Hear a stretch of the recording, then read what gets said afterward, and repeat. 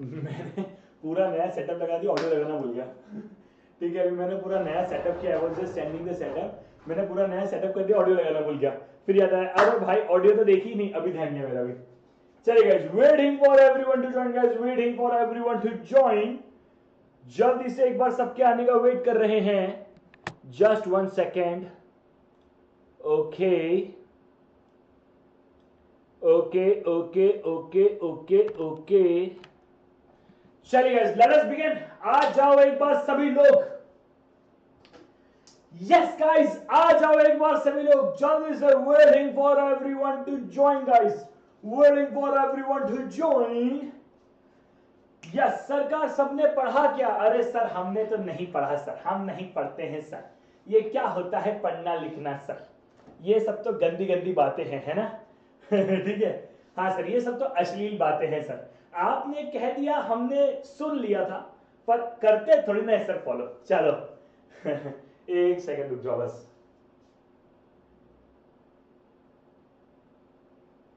चलिए सरकार, फॉलो थोड़ी ना करते सर। आपने कह दिया, हमने सुन लिया, बात खत्म, है ना? आपने कह दिया, हमने सुन लिया, बात खत्म।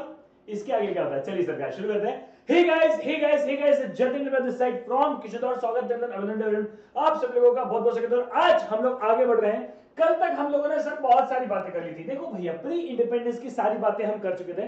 प्री इंडिपेंडेंस में जो जो हुआ हमने एक एक बात करी। अगर आपको याद हो तो प्री इंडिपेंडेंस के अंदर हमने घुस के बात करी कि सर प्री इंडिपेंडेंस में क्या हो सकता है, कैसे हो सकता है। हमने जमाने भर की बातें कर ली प्री इंडिपेंडेंस के अंदर।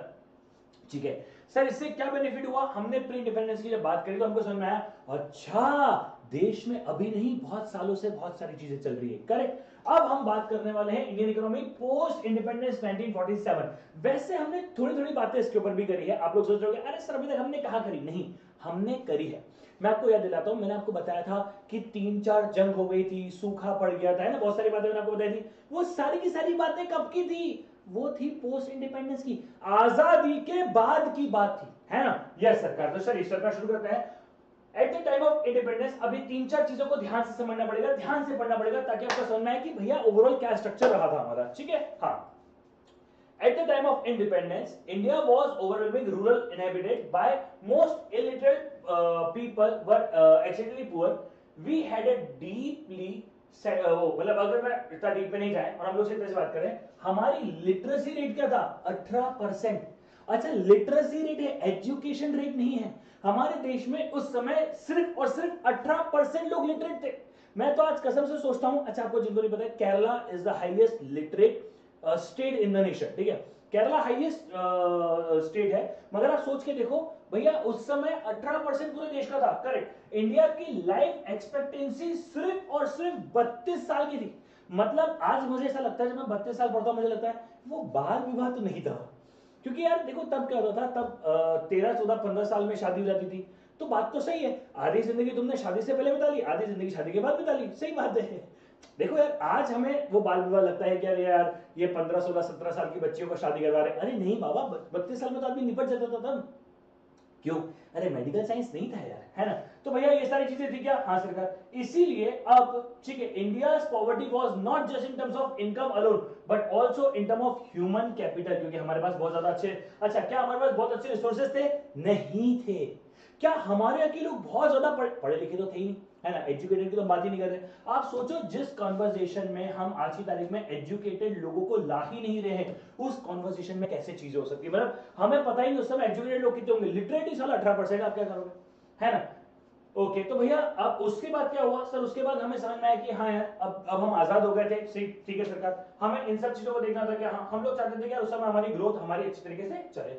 The planning commission of India, planning commission of India was established to meticulously planned for the economic development of the nation in line of the socialist strategy। जब अपन लोग पढ़ते हैं सोशलिस्ट, मिक्स्ड, कैपिटलिस्ट, हम क्या पढ़ते हैं? इंडिया क्या है? इंडिया तो सर मिक्स्ड इकोनॉमी है। It was not in the starting period sir. शुरू में India was not a mixed economy, India was in a socialist economy. यानी हम शुरू से क्या उसमें रहे हैं क्या? नहीं बाबा, हम पहले सोशलिस्ट इकोनॉमी में थे। मिक्स्ड इकोनॉमी में तो 1991 के बाद है। आज भी हम मिक्स ही हैं। हम टुवर्ड्स कैपिटलिज्म भी अभी तो नहीं है। शायद नहीं भी होंगे, पता नहीं, इस बारे में तो देखना पड़ेगा, क्योंकि लगता नहीं है कि हमारे देश में हम कैपिटलिस्ट इकोनॉमी को इतना ज्यादा प्रमोट करेंगे। बट हाँ, तो हम लोग तो शुरू होते सोशलिस्ट में, है ना। अब प्लानिंग कमीशन क्या करता था सर? प्लानिंग कमीशन 5 साल का प्लान बनाता था, इसलिए उसका नाम था प्लानिंग कमीशन। लेकिन सिर्फ ऐसा नहीं कि आए, ज्ञान दिया और गए, नहीं नहीं नहीं बाबा, इंप्लीमेंटेशन, मॉनिटरिंग, सारी की सारी चीजें थी प्लानिंग कमीशन की। अब मजे की बात, प्लानिंग कमीशन को रिप्लेस कर दिया गया। हाँ, प्लानिंग कमीशन को किसने रिप्लेस किया? Planning commission is replaced by NITI Aayog. 64 years के बाद अब जाके प्लानिंग कमीशन को जो है वो रिप्लेस किया गया है नीति आयोग के द्वारा। 1 जनवरी 2015 को नीति आयोग को रिप्लेस किया गया। यानी जैसे ही मोदी जी आए, 6-8 महीने के अंदर उन्होंने कहा यार देखो, प्लानिंग मतलब प्लानिंग तो पहले से रहेगी उनकी, प्लानिंग कमीशन को हटाने की प्लानिंग वो पहले से ही कर रहे थे, तभी प्लानिंग के चक्कर में उन्होंने प्लानिंग के साथ ये सब किया है। एनीवेज, तो नीति आयोग ने जो है उन बट ऑब्वियसली बात है, ठीक है, बट ऑब्वियसली बात है कि उन्होंने रिमूव किया, प्लानिंग कमीशन को हटाया और नीति आयोग आया। NITI Aayog is an advanced version of a planning commission, but उसमें भी एक प्रॉब्लम है। NITI Aayog is yet not a part of country budgeting. जो बजट आता है ना, जैसे अभी अभी 1 तारीख को आया, तो जो ये बजट आता है 1 फरवरी को, उस समय मतलब वो जो पूरी प्लानिंग होती है, वो जब सारे चीजें बनती है, उसके अंदर नीति आयोग नहीं है। ये एक नीति आयोग का बहुत नेगेटिव पॉइंट है। ये मैं मन से नहीं बोल रहा, सब यही लिखा हुआ है, आएगा भी, ठीक है। यस सरकार, it is prevented that here to have a look at the ideology of the industrialization prevent in the early days of independence. India's political leadership was keen on establishing economic system which the central government would have authority to design the economic strategy and to carry a necessary investment in the coordination with private sector। Obviously बात है, समझ में आ रहा है, हम socialist economy थे, तो अगर हम सोशलिस्ट इकोनॉमी है तो भैया कॉमन सेंस है कि क्या होगा सर? कॉमन सेंस है कि भैया हमारे लिए नेसेसरी इन्वेस्टमेंट जो भी होगा वो कौन करेगा? सारी की सारी चीजें सरकार करेगी। क्या? 100% चीजें सरकार करेगी, ठीक है। यह सरकार, अच्छा मतलब नेहरू जी का विजन ये नहीं था कि इंडस्ट्री ना बने, नहीं नहीं नहीं, उनका विजन था कि इंडस्ट्री बने, लेकिन सब कुछ गवर्नमेंट को मिलनी चाहिए। चलो कम से कम इंडस्ट्री बनी तो सही, नहीं बनती तो ज्यादा प्रॉब्लम था। Rapid industrialization of the economy was concentrated of Nehru's development strategy. The concept plant modernization meant a systematic planning to support industrialization.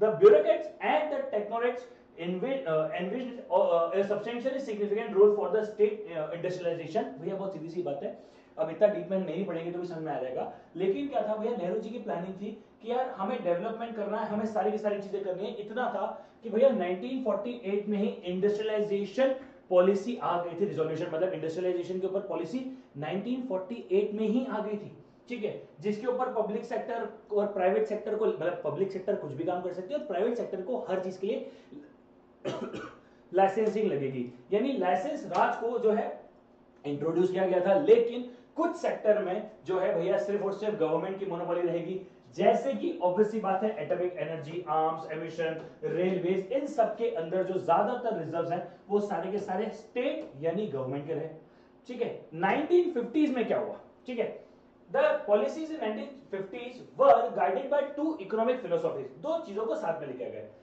The then Prime Minister Nehru visualization to build a socialist society with emphasis on heavy industry, ज्यादा industry होनी चाहिए। लेकिन उसी समय एक और thought process चली थी, गांधी जी चाहते थे कि हम स्मॉल कॉटेज इंडस्ट्री बनाएं। मतलब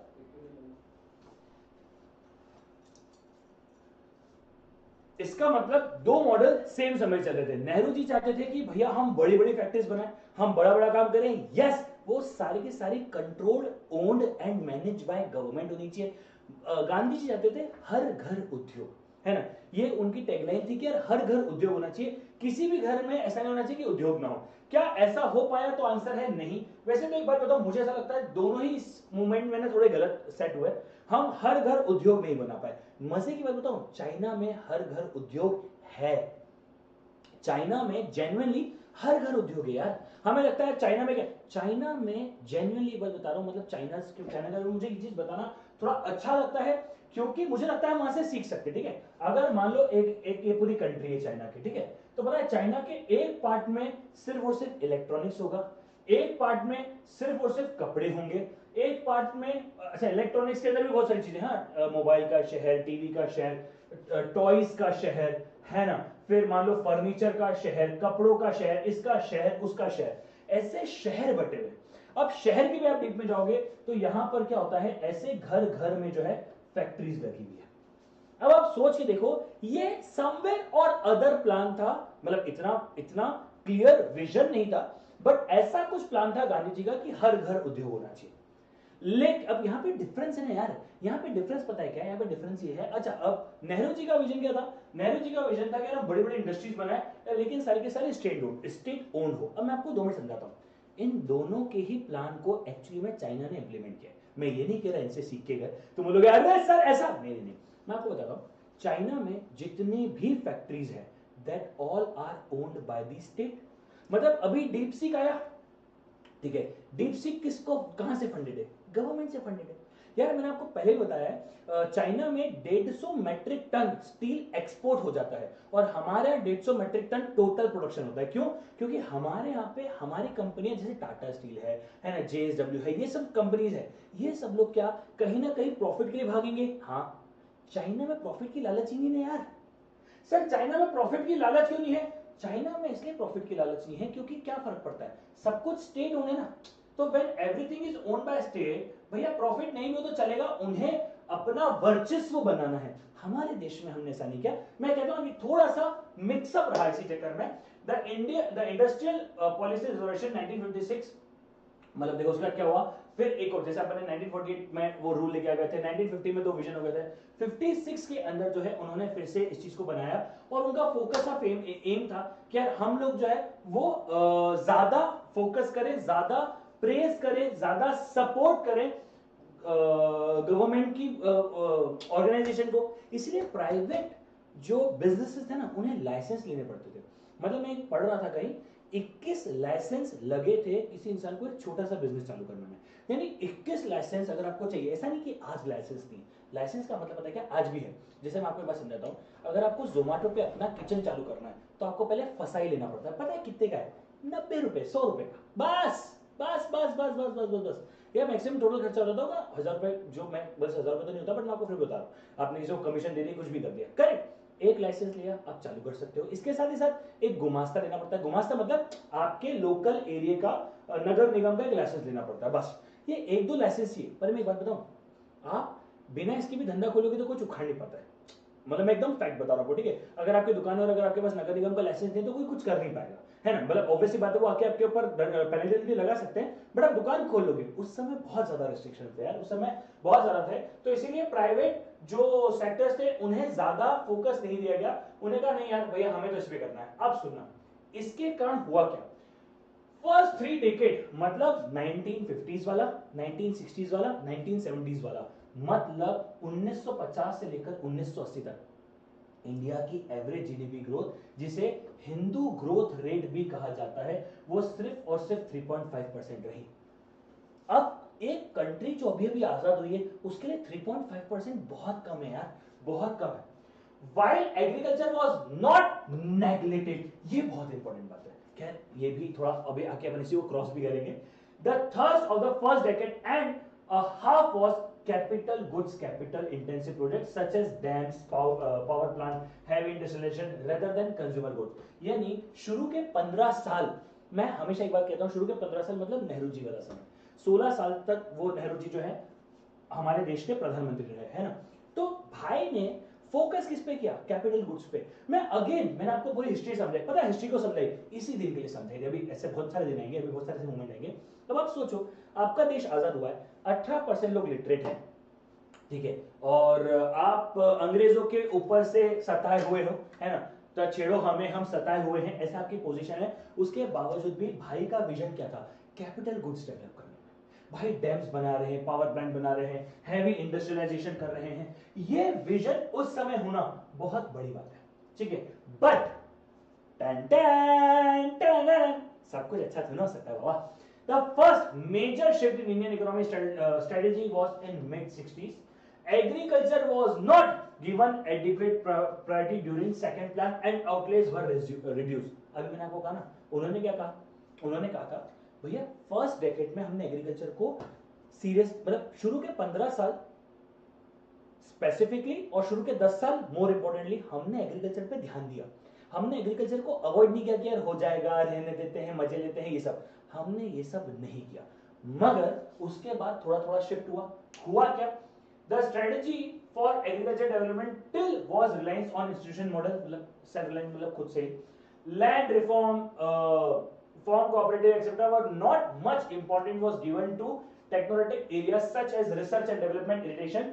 This institute, मतलब देखो इन सब के चक्कर में क्या हुआ, अब आप समझो समझो समझो समझो समझो समझो समझो समझो समझो समझो इस पूरे प्रोसेस में क्या हुआ सर? शुरू के 10 साल में तो एग्रीकल्चर को पूरी इज्जत मिली, पूरा सपोर्ट मिला, जो जो चाहिए था भैया कहीं भी हमने अवॉइड नहीं किया। उसके बाद से बोले भैया क्या होता है एग्रीकल्चर और अच्छा ऐसा नहीं होता अगर अगर अगर अगर अगर फेलियर ऑफ मानसून नहीं होता, वो भी और 2 कॉन्जिक्यूटिव सूखा यानी ड्रॉट नहीं पड़ता इन इंडिया इन 1966 एंड 1967। यानी ऐसा नहीं है, सुनना ध्यान से, ऐसा नहीं है कि हमारे जो उस समय के टॉप मैनेजमेंट, मतलब टॉप मैनेजमेंट कह रहा हूं, टॉप मिनिस्टर्स थे, उन्होंने ध्यान ही नहीं दिया एग्रीकल्चर के ऊपर। ऐसा नहीं था, उन्होंने एग्रीकल्चर के ऊपर ध्यान दिया। अब आप सोचो उन्होंने जो ध्यान दिया वो एडिक्वेट नहीं था। एडिक्वेट क्यों नहीं था? क्योंकि 2 साल तो सूखा पड़ गया। अब आप समझो 65 में आपने वॉर लड़ी है, 67 और 66 और 67 में भाई सूखा भी पड़ गया। प्रॉब्लम पता है कितनी बड़ी हुई थी कि 67-66 में the agriculture sector recorded substantial negative growth and India faced a serious food problem. India has to depend on United States for food aid in PL40, मतलब in short हमें खाना तक वहां से मंगाना पड़ा। मतलब हमारी हालत ये हुई थी कि भैया हम डिपेंडेंट हो गए थे खाने के लिए भी, क्योंकि अनाज ना, एग्रीकल्चर ना, फूड ना, ठीक है भैया। इंक्रीज, उसके बाद क्या हुआ? Increasing productivity in agriculture was given the highest priority. This in fact kick start a strategic change in government agriculture policy. तो भैया क्या हुआ? इसके बाद हमें पता पड़ा कि भाई साहब हमारी लंका लग गई है क्यों? सूखा पड़ गया। अब एक बात समझो, मैं आपको समझाता हूं। ऐसा नहीं है कि किसी को पता नहीं है कि सूखा पड़ सकता है, ऐसा नहीं है कि लोगों को ज्ञान नहीं है कि सूखा पड़ सकता है, लोगों को पता है। लेकिन क्या होता है, मैं आपको एक बात समझाऊं, क्या होता क्या है, ध्यान नहीं जाता है। क्योंकि यार जब तक सूखा नहीं पड़ रहा है तब तक सब खुश है, तब तक लगता है अरे भैया सब बढ़िया तो चल रहा है, अरे भैया सब शानदार तो चल रहा है। जब सूखा पड़ता है तब सबको याद आता है अरे यार हमको कैनल्स भी तो बनानी थी, अरे यार हमको लाइन्स बनानी थी, हमको पानी छोड़ देना था, हमको ये कर लेना चाहिए था, हमको वो कर लेना चाहिए था। ये सारा ज्ञान बाद में आता है ना यार। फॉर एग्जाम्पल जब तुम जिंदगी में जब फेलियर फेस किया होगा तुमने, तब तुम्हें दुनिया ने आके ज्ञान दिया होगा, अरे तुम ये कर लेते, अरे तुम वो कर लेते। अरे गधे, जब हमें समझ नहीं आ रहा था तब तू कहां था? जब हमें समझ नहीं आ रहा था तब तू कहां था? समझ में है क्या? हाँ सरकार, बेटा अभी आ रहे, उसके ऊपर भी आ रहे, अभी उसके ऊपर भी आ रहे। thought reconstruction of agriculture policy referred as green revolution was initiated। बिल्कुल करेक्ट। उसके बाद चालू हो गया था ग्रीन रेवोल्यूशन। ग्रीन रेवोल्यूशन यानी हरी क्रांति, पर green revolution was also success on wheat only, ठीक है। And the green revolution was materialized by innovative farmer technology including a high yield seed HYS या HYV, high yield variety seeds, ठीक है। तो HYV seeds बने थे, जिसमें हम लोगों ने कुछ फर्टिलाइजर्स और उन सबको यूज किया था, जिसके थ्रू हमारा जो फिर जो ग्रोथ था वो अच्छा हो गया। हाँ सर, फिर हमारा ग्रोथ अच्छा हो गया था, करेक्ट? यस सरकार। इससे हमारा सक्सेसफुली एग्रीकल्चर प्रोडक्शन बढ़ गया था और India to tide over the food problem, मतलब हम लोगों ने हमारी फूड प्रॉब्लम को फेस कर लिया था। वरना आप सोच के देखो प्रॉब्लम कितनी बढ़ गई थी यार। अभी फिर से सोचो, 62 में वॉर हुई है, 65 में वॉर हुई है और 66 67 में सूखा पड़ गया। अभी कहानी खत्म नहीं हुई तो और दर्द बाकी है, समझ लो। 48 में पहला, 62 में चाइना वॉर, हम हार गए, 64 में पाकिस्तान। देखो मैं एक बात बताऊं, हम पाकिस्तान से वॉर जीते हैं या हारे हैं ये मैटर नहीं करता। इंपॉर्टेंट ये है कि हमने जब वॉर लड़ी तब हमारा नुकसान हुआ क्या। सर हमारा नुकसान हुआ ये इंपॉर्टेंट है। अब कुछ लोग बोलते हैं सर हम जीत गए नहीं तो बढ़िया रहा। अरे जीत गए वो इंपॉर्टेंट नहीं है बाबा, वो इंपॉर्टेंट है ही नहीं ना। ऐसा व्हाइल इंडिया ड्रास्टिकली चेंज, मतलब वो इंपॉर्टेंट नहीं है, मैं थोड़ा करेक्ट करता हूं। यस मेंटली वो इंपॉर्टेंट है, लेकिन यार जीतने के लिए हमें कितनी रिसोर्सेज लगी होगी, कितना पैसा गया होगा। शायद 71 की वॉर की बात है, मुझे जितना मैंने कहीं पढ़ा है 71 वॉर की बात है कि आर्मी वालों ने उस समय ओपन डोनेशंस लिए। डोनेशन मतलब लोग खुद से पैसा देते नहीं, पब्लिक से पैसा कलेक्ट करवाया गया था। 1971 के वॉर की बात है। क्यों? इमेजिन करो ना, 62 में वॉर हुई, 65 में वॉर हुई, 66 67 में सूखा पड़ गया और 71 में फिर से वॉर हो गई। अब ये सब लिखा हुआ है, मैं बोल नहीं रहा, ठीक है। इसी बीच सरकार को याद आया कि हमें बैंक का नेशनलाइजेशन भी करना है, इसीलिए 14 बैंक का राष्ट्रीयकरण, यानी the government nationalized 14 banks in 1969 and then followed up 6 in 1980। Total 20 banks का नेशनलाइजेशन किया गया था in the year of 69 and 80, ठीक है। मेनली 69 में हुआ था, बट हाँ 69 और 80 में वो भी हो रहा था, करेक्ट, यस सरकार। इकोनॉमी जो है, the economic performance during the period 1965 to 81, यानी 15 साल, is the worst in independent of India's history. The decline growth during this period is attributed mainly to declining productivity. License Raj अपने peak पे था, और जो भैया थी सारी प्रॉब्लम चल रही थी, हमारी एक्सटर्नल वॉर्स भी चल रही थी, और सुनो मेजर सूखा भी पड़ गया था। आखिरी बात सर, ऑयल शॉक भी हो गया था, क्योंकि भैया उस समय ऑयल के रेट बहुत ज्यादा बढ़ गए थे, और हम इंपोर्ट बेस्ड इकोनॉमी है, यानी हमें ऑयल भी तो बाहर से खरीदना पड़ता है। मैं आपको एक चीज समझाऊं, हमारे देश में आज की तारीख में सब पॉसिबल क्यों हो पा रहा है, क्योंकि ट्रांसपोर्टेशन है। ट्रांसपोर्टेशन किसके दम पे चल रहा है? पेट्रोल के। पेट्रोल तो हम इंपोर्ट कर रहे हैं बाबा।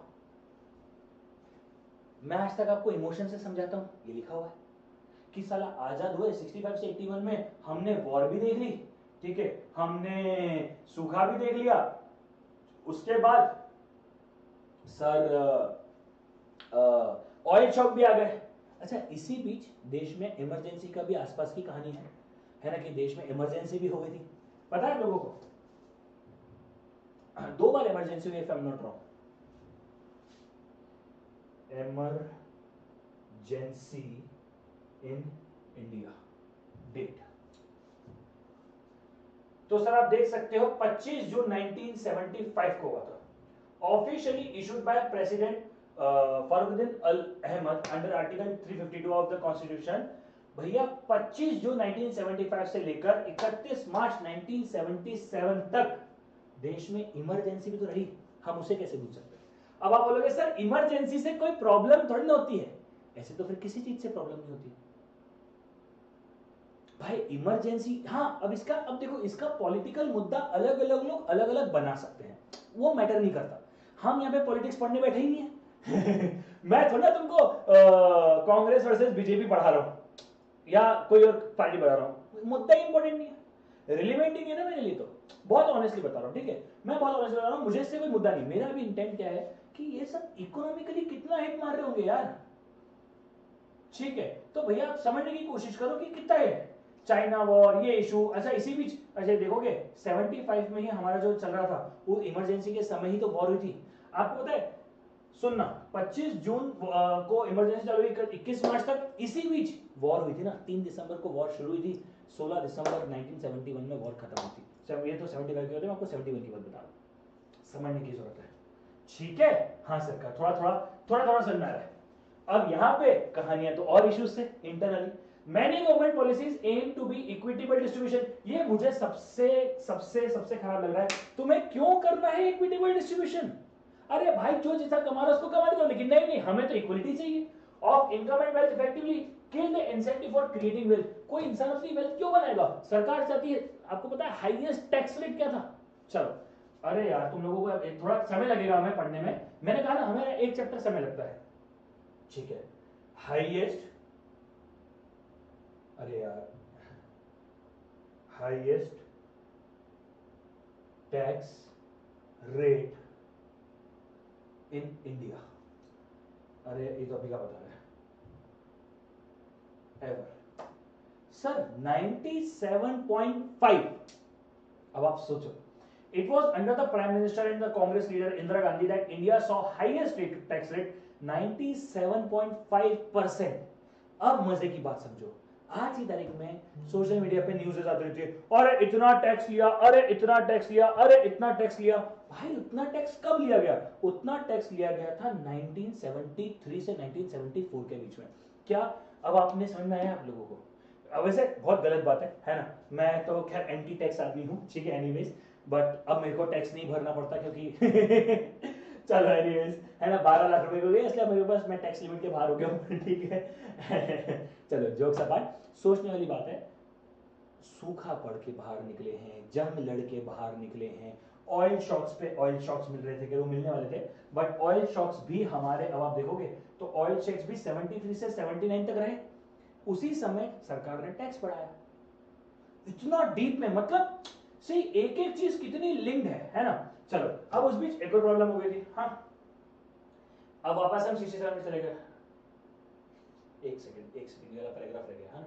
हाँ अब देखो ठीक है, equity driven policies were also largely anti growth. देखो इक्विटी मतलब एंटी ग्रोथ ही है। एक और चीज आई थी sir, MRTP monopolies and restrictive trade practice act in 1969 was aimed at regulation of a large firm which had relatively large market power. अब मजे की बात सुनना, several restrictions were placed on them in terms of licensing, capacity addition, merger, acquisition.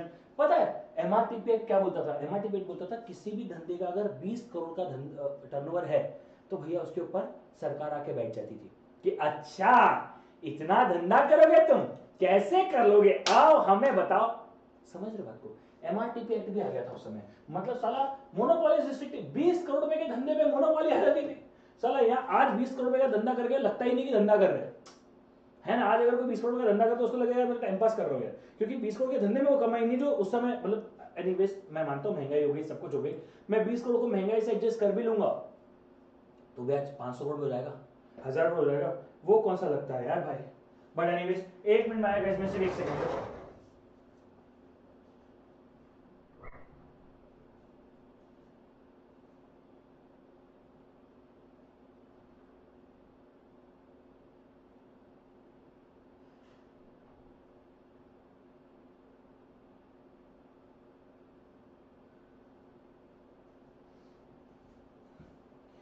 समझ में आया MRTP act? Yes sir. In 1967, the policy of reservation of many products for exclusive manufacturers of small scale sector was initiated with the objective of promotion of small scale industries.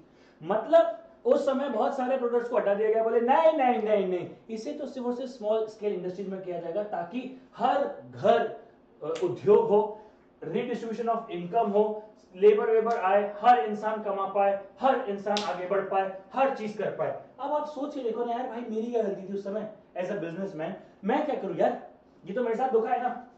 There was growing realisation among policy maker, देखो देखो देखो देखो, realisation among the policy maker and industrialist that the prevailing strict regime is invariable, counterproductive, and that most of the control and regulation had not delivered the absence of adequate initiatives। मतलब धीरे धीरे समझ में आने लग गया था। देखो ऐसा, मैं आपको एक बात हमेशा कहता हूं कि 1991 में जब ये हुआ, 1991 में जब हमारे देश की पूरा का पूरा सिस्टम चेंज हुआ, ठीक है, 1991 में जब एलपीजी आया, लिबरलाइजेशन, प्राइवेटाइजेशन, ग्लोबलाइजेशन, ऐसा हुआ होगा क्या कि आज रात को सोए कल सुबह उठे बोले चलो लिबर्टी ले आते? नहीं हुआ, ऐसा नहीं हुआ, ऐसा नहीं हुआ। ये धीरे धीरे समझ में आने लग गया था लोगों को, धीरे धीरे दिमाग लगने लग गया था कि यार जरूरत तो है, ठीक है, धीरे धीरे दिमाग खुलने लग गया था कि यार जरूरत तो है, कहीं ना कहीं इतने रूल्स इतने रेगुलेशन जो है वो रिस्ट्रिक्ट तो कर रहे हैं। इसीलिए द एरा ऑफ रिफॉर्म्स आए नहीं अभी तक, द एरा ऑफ रिफॉर्म्स आया था, मतलब ड्यूरिंग 80s स्पेशली आफ्टर 1985, मतलब 1991 में हमने जो देखा वो सिर्फ और सिर्फ रिजल्ट है, उसकी असली मेहनत और उसकी सारी की सारी चीजें तो भैया 1985 में शुरू हुई थी। तो 1985 से कहानी शुरू हो गई थी, लोगों को समझ में आने लग गया था कि यार हमें कहीं ना कहीं अब अपने रूल्स एंड रेगुलेशन को बदलना पड़ेगा, हम बहुत ज्यादा रिस्ट्रिक्टिव हो रहे हैं, ये सब नहीं हो पाएगा। इसी कारणवश ये दिमाग तो लगने लग गया था। मतलब मैं आपको एक चीज बताता हूं, इनफैक्ट 1981 से लेकर 1989 तक बहुत सारा लिबर्टी देना शुरू कर दिया था। Early liberalisation was already started. Early liberalisation का मतलब क्या होता है? अर्ली लिबरलाइजेशन का मतलब था कि लिबर्टी पूरी नहीं हुई थी, ये बात भी सच है कि लिबर्टी पूरी नहीं हुई थी, आजादी पूरी नहीं हुई थी, लेकिन धीरे धीरे थोड़ा सा इस थॉट प्रोसेस में काम करना शुरू कर दिया था कि अगर अभी हमने लिबर्टी नहीं दी तो कांड हो जाएगा। In fact this liberalisation is often referred as reform by stealth. To denote its ad hoc and not widely publicised nature. मतलब भैया ऐसा नहीं हुआ था। मतलब देखो 1991 में क्या हुआ, 1991 में तो एक्सेप्टेंस था, एलपीजी का लॉन्च हुआ, बहुत सारी चीजें हुई है ना, मतलब लिबरलाइजेशन, प्राइवेटाइजेशन, ग्लोबलाइजेशन, ये सब हुआ।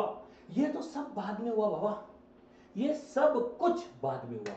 लेकिन 19 बात किया जाए 81 से 89 तक, तो ये शुरुआत हो चुकी थी, है ना। रिफॉर्म्स को धीरे धीरे लेवल पे लाना चालू कर दिया गया था, सारे के सारी प्लानिंग हो गई थी। इसी कारणवश अगर आप देखोगे तो 1980 से 85 हमारी जो जीडीपी ग्रोथ थी वो 5.7% थी, और 85 से 90 तक हमारी जीडीपी ग्रोथ 5.8% थी। यानी कहीं ना कहीं रिस्ट्रिक्शंस को कम करने लग गए थे, बहुत सारी चीजें करने लग गए थे, बस पब्लिक डोमेन में ज्यादा कुछ नहीं किया।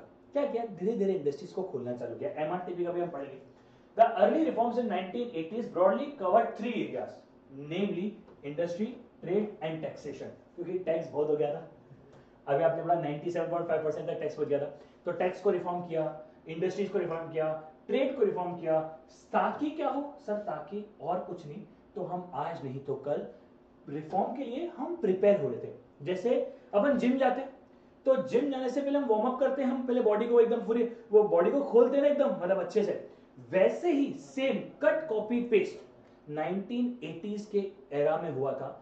अभी भी लिबरलाइजेशन आना बाकी था, अभी भी 1991 आना बाकी था, क्योंकि देखो असली बैकग्राउंड हम यही पढ़ रहे हैं। जैसे एक बार इसके बाद हम लोग जब रिफॉर्म पढ़ेंगे, इंडस्ट्रियलाइजेशन रिफॉर्म्स, एमआरटीपी रिफॉर्म्स, है ना, हम बाकी जो पढ़ेंगे हम लोग वो पढ़ेंगे नीति आयोग पढ़ेंगे, ठीक है। हम लोग जब बाकी पढ़ना चालू कर देंगे ना, सेबी के बारे में थोड़ा सा पढ़ेंगे, थोड़ा थोड़ा हम बहुत सारे के बारे में पढ़ेंगे, तब हमारी आधी से ज्यादा कहानी खत्म हो गई होगी। ये जो फीलिंग है, जो इमोशन है, जो एक्चुअल कॉन्सेप्चुअल अंडरस्टैंडिंग है, वो यही है। एक बार रिफॉर्म्स आ गए तो फिर हम रिलैक्स हो जाएंगे, फिर हमको पता अब तो रिफॉर्म आ गए, रिफॉर्म होने के बाद प्रॉब्लम नहीं आएगी, ठीक है। The prominent industrial policy initiatives during this period directed towards removing constant and growth and creating a more dynamic industrial environment. मतलब कहीं ना कहीं अगर आप बहुत सिंपल तरीके से समझोगे तो भैया लाइसेंस कम करना चालू कर दिया, रिस्ट्रिक्शंस कम करने चालू कर दिए, जो इतना बड़ा पंगा था उन सबको खत्म करना चालू कर दिया। अब हुआ क्या, धीरे धीरे समझते हैं, वैसे इतना डीप में जाके याद रहेगा भी नहीं, करने की जरूरत भी नहीं, इतना लोड लेने की जरूरत भी नहीं है, बट हाँ थोड़ा थोड़ा सा है। सो 1985 में 25 कैटेगरीज को डीलाइसेंसिंग किया गया। कह रहे भाई अरे करो करो, खोलो बिजनेस खोलो। आज बिजनेस करना हमारा, देखो मैं आपको एक बात समझाऊं क्या, आपने सुना होगा ना कि वो पिताजी कहते हैं कि मैं बेटी तो उसी को दूंगा जिसके पास गवर्नमेंट जॉब होगी, है ना। तो ये परसेप्शन कहां से आया कि हम गवर्नमेंट जॉब वाले को ही अपनी बेटी देंगे, क्योंकि उस समय पर 2 मिनट समझना, ठीक है, उस समय पर हमारे देश में यही परसेप्शन था, क्योंकि प्राइवेट वाले को तो कुछ था ही नहीं ना बाबा। देखो अच्छा काम करने पर कोई इंसेंटिव नहीं मिल रहा है, खराब काम करने पर जॉब गई पक्की बात थी, बहुत टैक्स वैक्स भरना पड़ रहा है, जॉब स्टेबिलिटी नहीं है क्योंकि गवर्नमेंट ही तुम्हें स्टेबल नहीं दे रही ना। लेकिन around the corner of the liberalisation, या मतलब अब ये पुरानी सोच है, अब उस समय क्या था, ऑब्वियसली बात है भाई गवर्नमेंट जॉब वाले को क्या टेंशन होगा, सोच के देखो एक बार, उसको तो ना कोई लाइसेंस लग रहे, सारे के सारा डेवलपमेंट का कंट्रोल किसके पास है, गवर्नमेंट के पास, सारी के सारी इंडस्ट्रीज किसके पास है, गवर्नमेंट के पास, यानी at the end of the day सारा का सारा कंट्रोल किसके पास है, गवर्नमेंट के पास। यही रीजन था मेनली जिसके कारणवश जो है गवर्नमेंट ने लोगों का ऐसा मानना था, ठीक है। इसी बीच में हमने फ्लेक्सिबिलिटी एंड चेंजेस किए, जिसके अंदर हम लोगों ने बहुत सारे फ्रेश लाइसेंसिंग करे, इनफैक्ट हम लोगों ने बहुत सारी जगह लाइसेंस हटा भी दिया। Firms may switch production between different production and lines such as trucks and car without new license। अब सोचो मैं एक ऑटोमोबाइल कंपनी, ठीक है, मैं एक ऑटोमोबाइल कंपनी हूं, अब जस्ट इमेजिन, हाँ जस्ट इमेजिन, मैं एक ऑटोमोबाइल कंपनी हूं, अब साला मेरे को कार बनाओ या ट्रक बनाओ, मुझे ये भी सरकार से लाइसेंस लेना पड़ता था, अब नहीं लेना पड़ रहा है, अब मैं रिलैक्स हूं जिंदगी में, ठीक है। ये कहानी हुई थी, ठीक है। अब यहाँ पे आप देखोगे एमआरटीपी एक्ट जो मैंने आपको कहा था 20 करोड़ रुपए का था, तो 20 करोड़ से एमआरटीपी को 100 करोड़ कर लिया गया कि हाँ भैया चलो हम आपको नहीं छेड़ेंगे 100 करोड़ रुपए के टर्नओवर तक। ये बात भी है 1985-86 की। अब उस समय का 100 करोड़ अगर आज मैं मान भी लूं, चलो 200, 400, 800, 1000 करोड़ के आसपास की कहानी है आज की। अब सोचो 1000 करोड़ के ऊपर कितनी कंपनीज का टर्नओवर होगा यार, 1000 करोड़ पे क्या होता है यार, इमेजिन तो करके देखो, मतलब ऐसे बहुत होता है बट वैसे सोच के देखो, तुम कंपनीज के हिसाब से सोच के देखो कि 1000 करोड़ में क्या होता है यार। अबे जी नए नए यार, ये जो आजकल ये चालू है, अबे सोचो सही, जोमेटो कितने साल पहले चालू हुआ, कितना करोड़ का धंधा उसका, स्विगी, ये सब लोग ठीक है थोड़ा लॉस वॉस बना रहे, that's a different matter, but you need to understand, ठीक है। तो उस समय पे ये सारे रूल्स को हटाया गया है ना, एक्साइज ड्यूटीज वगैरह को थोड़ा कम किया गया है, वैल्यू एडेड वगैरह हम सब पढ़ेंगे। और हमारे देश में सेबी आया था, याद रखना पड़ेगा, सेबी सर एस्टेब्लिश हुआ था 1988 में, लेकिन इस दिन आया नहीं था। 1988 में सेबी का, इसने सीसीआई को, controller of capital of India को उसने रिप्लेस किया था। किसी ने अगर स्कैम 1992 देखी है, नहीं देखी तो देखना चाहिए, ठीक है। उसमें बताया है, और वो एक बोलता भी है, if I am not wrong, bank का या नहीं सीसीआई का ही हेड बोलता है, बोले कि यार अगर सेबी अभी इस मोमेंट पर होता तो हर्षद मेहता उसी समय जेल में होता। मतलब रूल्स जो है सीसीआई में उतने अच्छे नहीं थे जितने अच्छे सेबी में थे। तो सेबी आया, अच्छा सेबी आया 1992 में। अब समझो मैं क्या कह रहा हूं, सारी प्रिपरेशन पुरानी है, एक दिन, एक महीने, एक साल में कुछ नहीं हुआ, ना कभी कुछ होता है। तुमने पहले कितनी मेहनत करी है उसी का रिजल्ट फास्ट आता है, बस। तो 1991 या 1992 की हम बात जरूर करते हैं कि यार इस ईयर ने ये फोड़ दिया, वो फोड़ दिया, ये कर दिया, वो कर दिया। अरे कुछ नहीं किया उस ईयर ने, उस ईयर ने आउटकम दिया है बस। सारी मेहनत इतने सालों से हो रही थी यार। तुम सोचो सही, 1988 में सेबी बन के रख गया था ना यार, एस्टेब्लिश हो चुका था, बस उसका स्टार्ट होना बाकी था, वो हुआ था सर 1992 में। समझने की कोशिश करो, मैं आपको सिर्फ एक चीज कह रहा हूं, हम बार बार आपको कह रहा हूं, 1991 yes it is a LPG, उस समय एलपीजी आ गया था, सब कुछ हो गया था, लेकिन उस समय कुछ नहीं हुआ, उस साल सिर्फ और सिर्फ इंप्लीमेंट हुआ है, सारी चीजें पहले बन चुकी थी। Correct, yes sir. आप यहाँ पे देख सकते हो, है ना, कैपिटल गुड्स के वो हटाए गए, ठीक है। ओपन जनरल लाइसेंस बनाया गया कि भैया कोई भी इंसान, ओपन जनरल लाइसेंस मतलब कोई लाइसेंस की जरूरत नहीं, आराम से धंधा करो, ठीक है। एक्सपोर्ट इनिशिएटिव बनाए गए क्योंकि एक्सपोर्ट करना बहुत जरूरी है, correct. The exchange rate was set at a realistic level which helped expand export in terms of reduced pressure on foreign exchange needed for import. हम import तो कर रहे थे because we are an import based economy. उस समय से हम export बढ़ाना चाह रहे हैं और आज भी बढ़ाना ही चाह रहे हैं। ये थोड़ी दुख की बात है बट ठीक है। Price and distribution control on cement aluminium were entirely एबोलिश्ड, कोई प्राइस कंट्रोल नहीं करेंगे, सारी चीजों को हटा गया। रियल इफेक्टिव एक्सचेंज रेट लाया गया, मतलब उस समय पहले क्या होता था मैं आपको समझाता हूं, उस समय हमारा फिक्स रेट चलता था कि $1 30 रुपए, $1 40 रुपए, फ्लक्चुएशन हम अलाउ नहीं करते थे, ठीक है। और budget for 1986 introduce policy of cutting taxes further, liberalisation import and reducing tariff. तो इंडिया में दो बजट की बहुत इंपॉर्टेंस है, एक है 1986 का, एक है 1991 का। इन दो बजट की एक्सट्रीम लेवल पर इंपॉर्टेंस रखी गई है इंडिया के अंदर, ठीक है। तो भैया प्राइस राइज को कंट्रोल किया गया है ना, रिफॉर्म्स वगैरह आए। एमआरटीपी को क्यों बनाया गया था, ताकि हम लोगों के ऊपर रेस्ट्रिक्शंस ला पाए। बहुत सारे कंट्रोल्स गवर्नमेंट ने रखने की कोशिश करी। आज एक आम आदमी बोलता है कि यार ये सब चीजें गलत थी, ठीक है, पर तुम्हें आज पता है कि ये सब कंट्रोल्स क्यों आए, कब आए, कैसे आए, और तुमने पूरा उसका रिफॉर्म पढ़ा है भाई। Through the reform in 1980s, देखो भाई हमारे इसमें लिखा है 1980s were limited in scope and were without a clearly observed road map as compared to the new economic policy in 1991. Again सारी मेहनत पहले हो चुकी थी, 1991 में सिर्फ और सिर्फ उसका रिजल्ट डिक्लेयर हुआ है, इसके अलावा खास कुछ एकदम ताबड़तोड़ तरीके से कुछ भी नहीं हुआ है, correct. In other words, the idea that government intervention in market need not to be accepted the standard and that make should given a priority over government in the conduct. In short, यही बोला हुआ है कि भैया government को समझ में आने लग गया था कि हम अगर ज्यादा उंगली कर रहे हैं तो हमारी उंगली करने से कोई फायदा नहीं हो रहा है, इनफैक्ट नुकसान ही हो रहा है। हम टैक्सेस पॉलिसी को बना रहे हैं, हम इतने सारे लफड़े पाल रहे हैं, इतनी सारी एनर्जी पाल रहे हैं, ये सब सही मेथड नहीं है। मतलब सरकार को कहीं ना कहीं समझ में आने लग गया था कि यार ये सब मेथडोलॉजी ना तो सही है ना ही सस्टेनेबल है। इवेंचुअली यस गवर्नमेंट ने पूरी प्लानिंग करी और इन सब चीजों को क्लोज किया, ठीक है। सो अब कल आगे बढ़ेंगे हम लोग हमारे इकोनॉमिक रिफॉर्म्स के साथ, और फिर देखो रिफॉर्म्स के बाद तो हम देखो रिफॉर्म्स का हमारा कुछ नहीं है, ठीक है, रिफॉर्म्स की बात तो हमें सिर्फ पढ़ते रहना, देखो ये आया फिस्कल रिफॉर्म क्या आए, फिर हमारा फाइनेंस के लिए क्या रिफॉर्म्स आए, हम लोग फिर रिफॉर्म पढ़ेंगे। एंड वो तो इजी है, रिफॉर्म पढ़ने में ज्यादा समय लगेगा क्योंकि वहां पे बेस नहीं है, बेस यहीं पे था। तो कल हमारा द इकोनॉमिक रिफॉर्म खत्म हो, मतलब कल इकोनॉमिक रिफॉर्म के साथ चालू करेंगे, यानी कल 1991 तक हम लोग पहुंच जाएंगे, उसके बाद हम लोग आगे बढ़ेंगे। ठीक है, चलिए आज के लिए इतना रखता है। I think that's all. Thank you so much for the entertainment. Bye bye, take care guys, मिलते हैं, चलो बाय बाय बाय बाय।